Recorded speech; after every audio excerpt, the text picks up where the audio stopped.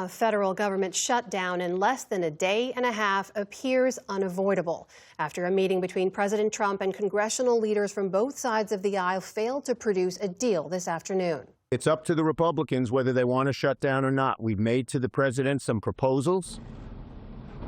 Our Republican leaders will have to talk to them about them, but ultimately he's the decision maker. I think we're headed to a shutdown because the Democrats won't do the right thing. I hope they change their mind, but we're going to see.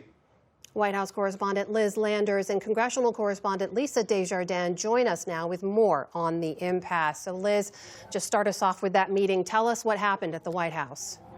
Yeah, Amna, no breakthrough here in terms of avoiding a government shutdown that could come tomorrow, Tuesday at midnight. And if you are listening to the vice president there, that soundbite that you just played, he's foreshadowing that we could be headed into this shutdown. It was notable that Vice President Vance came out, led the Republican congressional leadership in addressing the media there today, placing the blame again on Democrats. And he discussed some of the policy differences that still stand between the administration and Democrats. Listen to what he said earlier.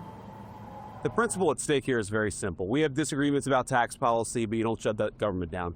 We have disagreements about health care policy, but you don't shut the government down. You don't use your policy disagreements as leverage. And the vice president really speaking on behalf of the administration today. We saw President Trump was very focused on that foreign leader visit with Prime Minister Netanyahu of Israel. We heard a little bit from the president earlier today on this shutdown, again criticizing Democrats more and saying that their ideas to keep the government open aren't good. Amna? Lisa, meanwhile, on Capitol Hill, I know you've been speaking with lawmakers since that meeting. Your reporting shows both sides are digging in. Why?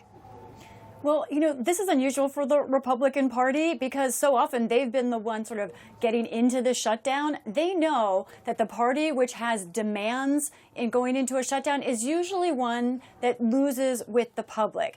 They know that because that's often been them. So they think this is an opportunity to make the Democrats look like they aren't serious about governing. But Democrats, on the other hand, do have important policy priorities here. At the top of their list is one where they think they have an advantage and which is pressing: health care. We're deadly serious about addressing the Republican-caused health care crisis because it's a deadly serious issue for the American people. Largest cuts in Medicaid in American history. Hospitals, nursing homes, and community-based health clinics closing right now. Now, also something that is critical about this right now is that it's a political test. When you look at the 5 leaders who met today at the White House, of those 5 leaders, only 2 of them have ever been in this position before: President Trump and Chuck Schumer. So it's a test also of leadership. I think I lost IFB. Liz, I'm not sure if you can still hear us. Let's see if Liz Landers is still with us. I wanted to ask you about the politics Lisa just mentioned there. This is a stark difference for President Trump from the shutdown negotiations of his first term. How is the president and the White House looking at this time around?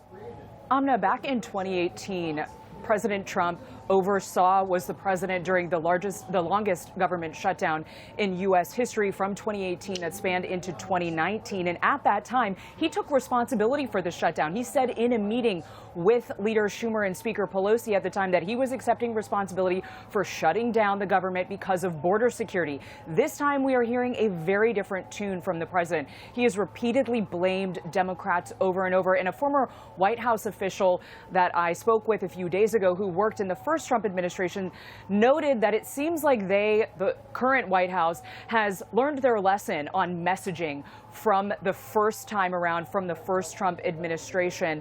And Amna, earlier today, or yesterday rather, President Trump hinted that some of these shutdowns could impact federal workers in terms of a reduction in force. We had talked about that last week, the administration outlining that they may permanently be able to fire people using this mechanism, the reduction in force mechanism. We got new guidance today from the administration that seems to confirm that even more. It says, quote, "The OMB has determined that agencies are authorized to direct employees to perform work necessary to administer the RIF process during the lapse in appropriations. And Amna, the vice president, was asked about federal workers potentially getting fired just a few moments ago here outside of the White House. He did not directly answer that question, saying we have to keep essential services functioning as well as possible.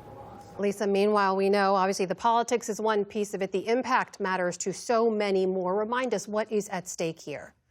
Yeah, let's look at the workers first of all. We have roughly 2 million federal workers that could be impacted. We don't yet know what the agency per agency plan is.